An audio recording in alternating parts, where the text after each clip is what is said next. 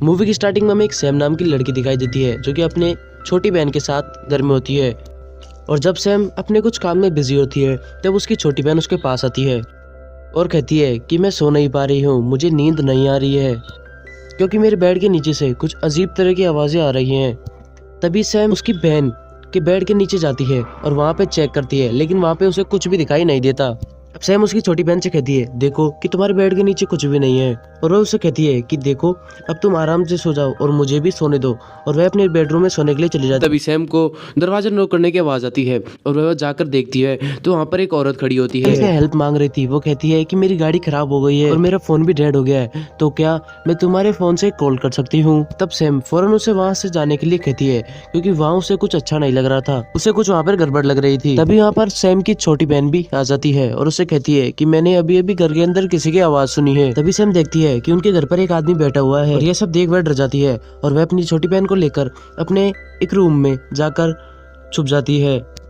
यह आदमी और वो औरत एक कपल थे जो कि एक किलर कपल होते हैं जो कि लोगों को किडनैप कर या कैप्चर कर मार देते थे, और यहाँ पर भी वो सैम और उसकी छोटी बहन को मारने आते हैं। इन दोनों कपल्स में से जो लेडी होती है उसका नाम होता है डेनिस। अब डेनिस का पति उन दोनों को उनके एक कमरे में जाकर ढूंढने लगता है। वो दोनों उस कमरे के बेड के नीचे छुपी होती है, लेकिन तभी डेनिस का हस्बैंड उसे देख लेता है। वह उन्हें किडनैप कर अपने साथ ले जाता है और सैम को जब होश आता है तो वह अपने आप को एक गाड़ी की डिग्गी में कैद पाती है क्योंकि वो किलर उन्हें किडनैप कर कहीं ले जा रहे थे। सैम को वहाँ पर एक रोड मिलता है जिसकी मदद से वह अपने आप को आजाद कर लेती है और फिर वह उस रोड को उस गाड़ी के टायर पे मारती है जिससे टायर वहाँ पे ब्लास्ट हो जाता है और गाड़ी वहाँ की ओर रुक जाती है। और जब डेनिस का हस्बैंड डिग्गी खोलता है तब सैम रोड से उस पे हमला करके वहाँ से भाग जाती है।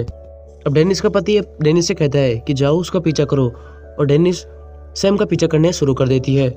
सैम जो कि एक ट्री के पीछे जाकर छुप जाती है, और जब डेनिस वहाँ पर आती है तो सैम उस रोड से डेनिस के सिर पे मार देती है जिससे कि डेनिस का सर वहीं फट जाता है, लेकिन डेनिस अपने चाकू से सैम को पेट में कट कर देती है।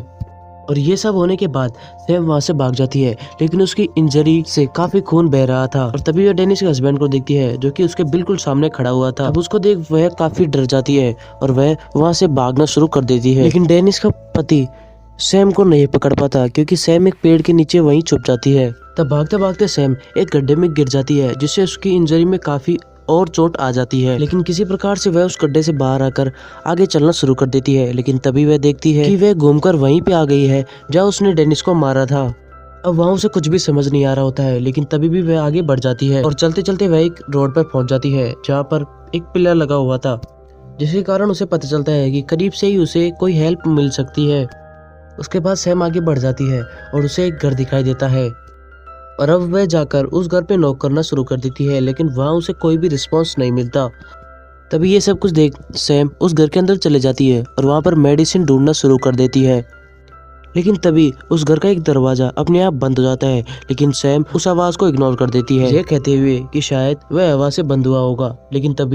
लेकिन तभी उस घर में रहने वाले बंदे वहाँ पर आ जाते हैं, लेकिन वो बंदे कोई और नहीं बल्कि डेनिस और उसके हस्बैंड होते हैं। सैम जिनसे भाग रही थी वह उन्हीं के घर में होती है, और ये सब कुछ होता देख वह डर जाती है और तभी वो बाथरूम में जाकर छिप जाती है। लेकिन तभी वो हस्बैंड वाइफ आपस में कुछ बातें कर रहे होते हैं। इन बातों के बीच डेनिस के हस्बैंड को गुस्सा आ जाता है, इसलिए वह डेनिस को धमकी देकर वहाँ से चला जाता है। लेकिन तभी यहाँ पर एक आदमी आ जाता है जो कि उन्हीं का दोस्त होता है, जिसकी दीवार पर एक होल होता है जिसकी मदद से सैम वहाँ पर सब कुछ देख सकती थी। अब सैम उस स्टोर रूम में पड़े हुए सामान को चेक करती है जहाँ वह पाती है कि बहुत सारा लेडीज का सामान वहाँ पर होता है, और साथ ही साथ उसे एक पिन भी मिलती है जिससे वह अपने कट को सही कर लेती है। और वहाँ पर सैम को काफी आईडीज भी मिलती है जिससे उसे यह पता चलता है कि इन्होंने पहले भी कई लड़कियों को मारा है। और जब डेनिस का पति एक जगह खड़ा होता है तभी सैम उसके पीछे से जाकर दूसरे कमरे में छुप जाती है। अब रात को वो तीनों मिलकर बहुत ज्यादा शराब पी लेते हैं, लेकिन तब उनकी शराब खत्म हो जाती है और तब उनका वो फ्रेंड शराब लेने के लिए वहां से जाता है, लेकिन तभी उसकी नजर सैम के किए हुए कट पे चली जाती है और वह जान जाता है कि यहाँ पे कोई ना कोई जरूर है। और ये सब होने के कारण सैम काफी डर जाती है। अब उनका वो दोस्त उनसे कहता है कि मैंने स्टोर रूम में किसी को देखा है, लेकिन डेनिस का हस्बैंड उस पर यकीन नहीं करता क्योंकि वह सोचता है कि इसने काफी शराब पी रखी है। तब उसका फ्रेंड मजाक मजाक में ये भी कहता है कि मैं तुम्हारा एक और सीक्रेट जानता हूँ। तब डेनिस के हस्बैंड को शक हो जाता है कि शायद इसे पता चल गया है कि हम लड़कियों को किडनैप कर उन्हें मार देते हैं। अब डेनिस का हस्बैंड उससे पूछता है कि बताओ तुम मेरा क्या सीक्रेट जानते हो। तब डेनिस का फ्रेंड कहता है कि यार छोड़ो, मैं तो मजाक कर रहा था। लेकिन इस बार डेनिस का हस्बैंड उस पर यकीन नहीं करता और उसे जोर से सिर पे रोड की मार देता है। ये सब कुछ होने से डेनिस अपने हस्बैंड से काफी नाराज होती है और दूसरी ओर सैम भी ये सब कुछ देख रही होती है। वह भी ये सब कुछ देखकर काफी एक चैंसर से उसके फ्रेंड के छोटे छोटे टुकड़े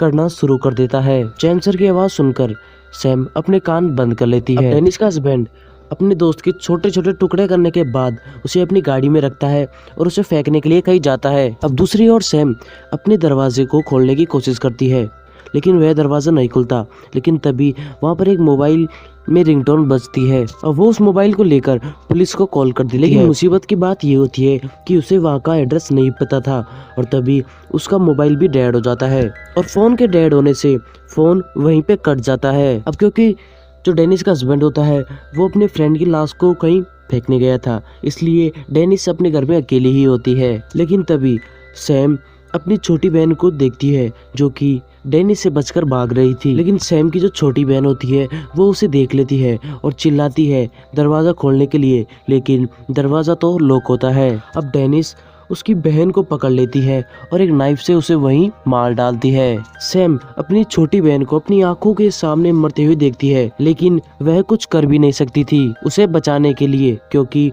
डोर तो लॉक था। अब सैम अपनी हिम्मत पूरी तरह हार जाती है और वह वहीं पे बेहोश हो जाती है। लेकिन तभी अचानक वहाँ पर एक डिमोनिक पावर आ जाती है जो कि डेनिस को डराने की कोशिश करती है। डेनिस को वहाँ पे कुछ अच्छा नहीं लग रहा था, इसलिए वह वहाँ से बाहर जाने की कोशिश करती है। लेकिन तभी वो डिमोनिक पावर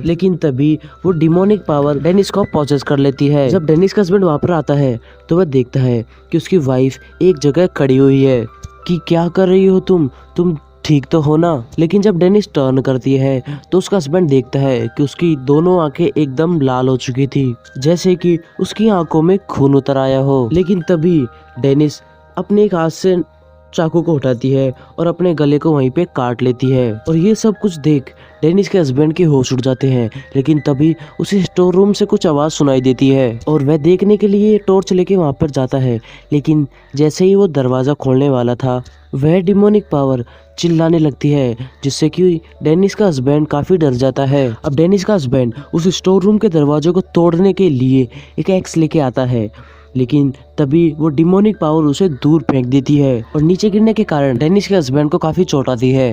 लेकिन जब डेनिस का हस्बैंड वहां से खड़ा होके सामने देखता है तो उसे काफी सारी आत्माएं दिखाई देती हैं। ये आत्माएं उन्हीं लड़कियों की थी जिन्हें वह पहले मार चुका था। अब ये सारी आत्माएं डेनिस के हस्बैंड से बदला लेंगी जो भी उसने उनके साथ किया था। और इधर स्टोर रूम में सैम की आंखें खुल जाती है और उसे एक सोल दिखाई देती है और वह सोल उसका दरवाजा खोल देती है। और दरवाजा खोलने के बाद सैम वहां से बाहर आ जाती है और बाहर आते ही वह अपनी छोटी बहन की डेड बॉडी को देखती है जिसे बहुत ही बुरी तरीके से मारा होता है। और तभी उसके सामने एक आत्मा आ जाती है और वह आत्मा उसको टच करती है और जिससे सैम को यह पता चल जाता है कि वह स्टोर रूम में ही मर चुकी है। और अब जो ये बाहर आई होती है वो सैम की आत्मा होती है। दूसरी आत्मा उससे कहती है कि तुम अपनी बहन की चिंता मत करो, वह उसकी मदर के साथ है और वह वहाँ पर बहुत खुश है। अब ये सब कुछ हो जाने के बाद अगले दिन वहाँ पर पुलिस आती है और वह सभी लड़कियों की लाश को वहाँ से उठाती है। लेकिन तभी पुलिस सैम की बॉडी को उठा रही होती है। सैम की आंखें खुल जाती है और उसकी आंखें एकदम लाल होती है। असल बात यह होती है कि वह आत्मा अब सैम के अंदर आ चुकी है और वह उन सभी लोगों को मार देगी जो कि इन लड़कियों को ऐसे किडनैप कर उनका मर्डर करते हैं। और इसी एंडिंग के साथ ये मूवी यहीं समाप्त हो जाती है। दोस्तों, हम उम्मीद करते हैं कि हमारी एक्सप्लेनेशन आपको अच्छी लगी होगी।